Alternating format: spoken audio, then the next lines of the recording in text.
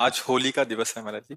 नए युवक यूथ आपको सुनता है महाराज जी। तो उनके लिए कोई आपकी विशेष आज्ञा आज के उत्सव से, कि आज से ही अगर जो कर रहे हैं नहीं कर रहे हैं, हमारे कोई विशेष। खूब नाम जप करो, सात्विक आहार, कोई नशा मत करो।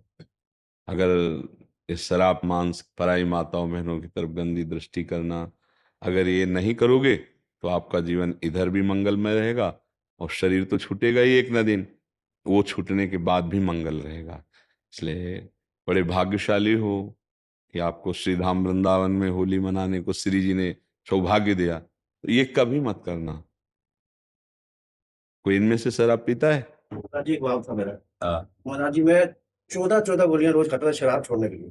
26 दिसंबर 26 दिसंबर था। आपने बोला कि आप लो नसानी आप लो। महाराज जी कृपा ऐसी हुई है कि एक दिन मैं गया पीने, जी। मुझे लगा कि आप ही खड़े हो और बिल्कुल नहीं जाना होगा। श्री जी। आप थे महाराज जी, साक्षात आप खड़े थे, मेरी हिम्मत नहीं हुई वहां जाने की। जी, हमारी लाडली जो बल देती है श्री जी का बल, ये राधा किशोरी का बल है हमारा। महाराज जी मैं तो होली वाले दिन में शराब पी लेता था, आज कृपा से देखो मैं वही पिछली होली की बात है ये। बिल्कुल पिछली होली की इतनी नहीं, कृपा आपकी होगी, बताओ क्या बताए। बस आप आगे करना मत, ठीक है? आप बैठे हो, मैं आप कितने दिन हो गए हमारे को, तो पूरा विश्वास हो गया अब तो। हम तो उसी इसी बात को बार बार दोहराते हैं कि आज जो हमारी नई पीढ़ी है, इसमें जो ये बुद्धि भ्रष्ट करने वाले आचरण आ गए हैं, ये जीवन को बर्बाद करने वाली हैं। हमने कई बार प्रार्थना किया है कि जैसे नई गेहूं की फसल है, बिना बाली पके अगर उसको काट लिया जाए तो एक भी दाना किसी काम में नहीं आएगा। ऐसे कम से कम 20 वर्ष की अवस्था तक यदि ब्रह्मचर्य रहा जाए और फिर धर्म पूर्वक गृहस्थ को स्वीकार किया जाए तो हमारी गृहस्थी, हमारा जीवन मंगलमय होगा। ये जो छोटी छोटी अवस्थाओं में बच्चे ब्रह्मचर्यहीन हो रहे हैं और नशे कर रहे हैं, हम तो बड़े स्कूलों में पढ़े ही नहीं, छोटे से भाग पड़े थे। हमें बताया जाता है कि आजकल स्कूल में नए जो यूथ बच्चे हैं तो वो ड्रग्स लेते हैं, वो इंजेक्शन नशे का लेते हैं, नशे की गोलियां लेते हैं।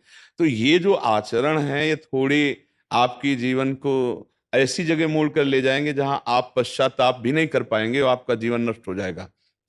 तो ये हमारे जो बच्चे बच्चियां हैं, ये अगर नशे से बचें, व्यभिचार से बचें, क्योंकि अगर नशा है और व्यभिचार है, अब जैसे कोई ड्रग्स लेने लगा, अब उसको पैसा लेने के लिए कुछ भी करना पड़े कर लेगा, क्योंकि नशे के बिना नहीं रह सकता।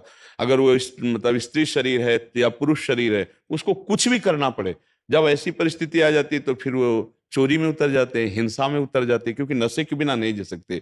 इसलिए सबसे प्रार्थना है नवयुवक भाइयों से कि भगवान के नाम में अपार सामर्थ्य है, राधा नाम में अपार सामर्थ्य है। यदि आप नाम जप करें और व्यसनों को छोड़ दें, व्यभिचार को छोड़ दें, गंदी बातों को छोड़ दें, फिर आप जहां हैं वहीं से आपकी उन्नति प्रारंभ हो जाएगी। यदि नाम का बल है और गंदे बातों को छोड़ दिया, गंदे आचरणों को, तो भगवान कृपा करते, फिर उन्नति हो जाए। अगर ऐसे नशे में, व्यभिचार में अपना जीवन डुबो दोगे तो न राष्ट्र सेवा लायक रहोगे, न परिवार सेवा लायक रहेंगे।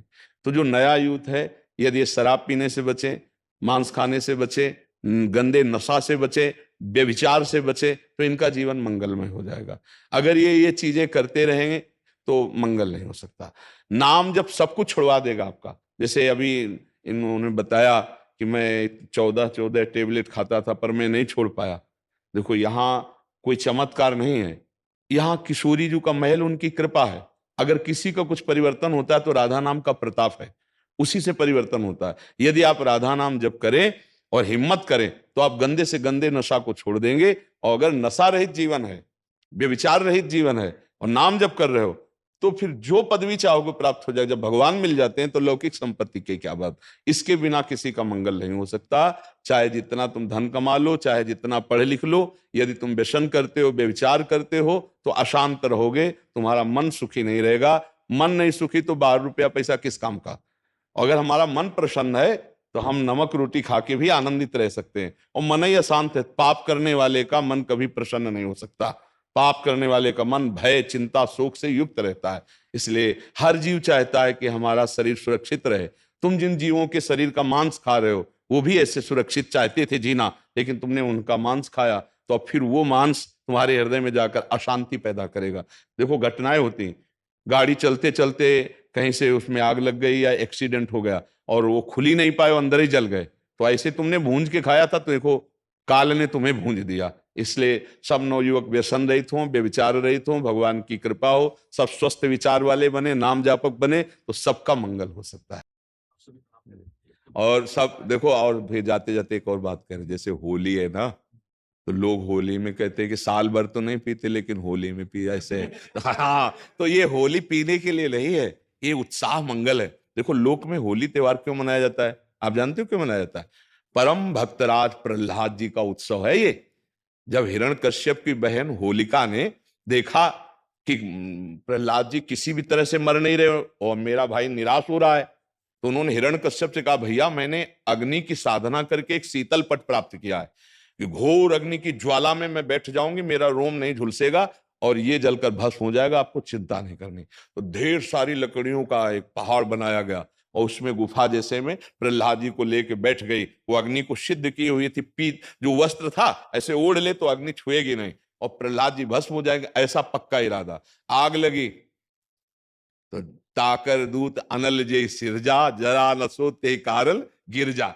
भगवान ने ही तो दायिका शक्ति अग्नि को दी है, तो ऐसी हवा चली कि वो संभाल ही नहीं पाई, प्रहलाद जी को पकड़े थी। पीत पट जो था अग्नि पट शीतल, वो प्रहलाद जी के ऊपर आ गया और ज्वाला ऐसी बड़ी कि जलकर भस्म हो गई। होलिका जिसको प्रहलाद जी का बाल बांका ने, और सुबह जो कुछ प्रहलाद जी के पक्ष के भक्त थे, कुछ दुष्ट भी थे, दोनों देखने के लिए कि देखें अब तो राख ही मिलेगी, तो वहां देखा सब राख था, प्रहलाद जी शांत भाव से नाम कीर्तन कर रहे थे। तो सबने परिक्रमा की, आज भी की जाती है, होली की पूजा की और तिलक लगाया और वहीं कीर्तन किया। ये कीर्तन का उत्सव, आनंद उत्सव मनाया जाता है भक्त प्रहलाद। तो अब दुष्ट आनंद कैसे मनाएंगे? शराब पी के नाली में। और भक्त कैसे मनाएंगे? गुजिया रबड़ी रसगुल्ला खा करके खूब नाम कीर्तन, पद कीर्तन और एक दूसरे को रंग लगाना, गले लगाना। और दुष्ट कैसे लगाते हैं? हाँ, दुष्ट लोग शराब पीते, नाली के और ऐसी गंदी गंदी चीजें नहीं, वो कोयला मुंह में लगा, ऐसी होली नहीं खेलनी चाहिए। वो हिरण्यकश्यप के पक्ष के लोग होते हैं। हाँ, प्रहलाद जी के पक्ष के परस्पर लगा के चरण छू के एक दूसरे के घरों में जाते, पद गायन करते, होली के लिए करते। तो हमारी सबसे प्रार्थना है कि गंदी होली मत खेलना, कोई नशा मत करना, शराबाज, खूब अच्छे अच्छे पदार्थ बनाओ, खाओ पियो और एक दूसरे को रंग लगाओ, होली उत्सव मनाओ। लेकिन ऐसे गंदी बात, ऐसे गंदे लोगों का संग, कि होली के पर्व पर हम सबसे प्रार्थना करते हैं कि कोई भी व्यसन किसी तरह का ना किया जाए। ये मांगलिक भक्त उत्सव है, भक्तराज प्रहलाद जी के उत्सव में हम ये होली का उत्सव मनाते हैं। इसका रहस्य है भक्तराज प्रहलाद का उत्सव। जैसे हम दीपावली मनाते हैं तो भगवान श्री राम जी विजय प्राप्त करके रावण से अयोध्या में आए, पधारे, तो दीपावली मनी ना। तो हमारे हर त्योहार का भगवान से संबंध है। भारतीय संस्कृति का जो त्योहार है वो भगवान से संबंध रखता है। तो भगवान से संबंधित त्योहार में मैं राक्षसों वाली बातें क्यों करे? ये राक्षसी बातें, शराब पीना, एक दूसरे को मारना, पीटना, गाली